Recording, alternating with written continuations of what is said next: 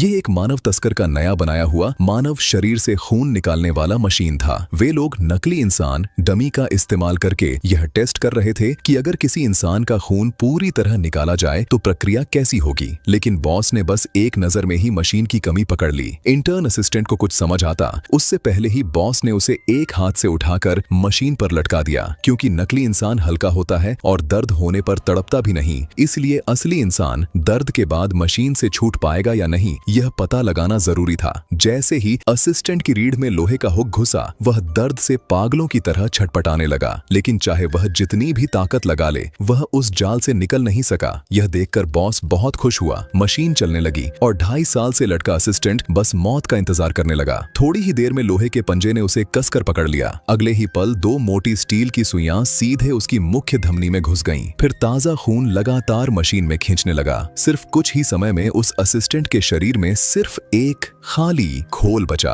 Machine का असर देखकर बॉस बेहद संतुष्ट हुआ। इसके बाद उसने 3 अजीब तरह के म्यूटेंट लोगों को पकड़ लाया। वह उनके शरीर का खून निकालकर एक नई वैम्पायर सेना बनाना चाहता था, ताकि वह अपनी स्टील वैम्पायर आर्मी तैयार कर सके। लेकिन ये म्यूटेंट वैम्पायर बेहद खून प्यासे थे। पलक झपकते ही पूरा शहर खतरे में पड़ गया। ये खबर मिलते ही पुलिस ने तुरंत जवाबी हमला शुरू किया। लेकिन इन शक्तिशाली खून दानवों के सामने पुलिस की गोलियां भी बेअसर साबित हुईं। आखिरकार पुलिस को मजबूर होकर एक शक्तिशाली सुपर पावर वाले गैंग के नेता को बुलाना पड़ा। जब उस नेता को पता चला कि उसके साथी पकड़े गए हैं, तो वह अपने लोगों के साथ सीधे मानव तस्कर के गुप्त अड्डे पर पहुंच गया। लेकिन बॉस डरने के बजाय मुस्कुराया। उसने जेब से एक रिमोट निकाला और स्विच दबा दिया। अभी वे लोग समझ ही नहीं पाए थे कि क्या हुआ है कि अचानक उसके आदेश पर हजारों खून दानवों की सेना उन पर टूट पड़ी। मौका देखकर बॉस भागने लगा। नेता का गुस्सा चरम पर पहुंच गया और दोनों तरफ से भयंकर लड़ाई शुरू हो गई। नेता ने अपनी मशीन गन से दानवों पर लगातार गोलियां बरसाईं।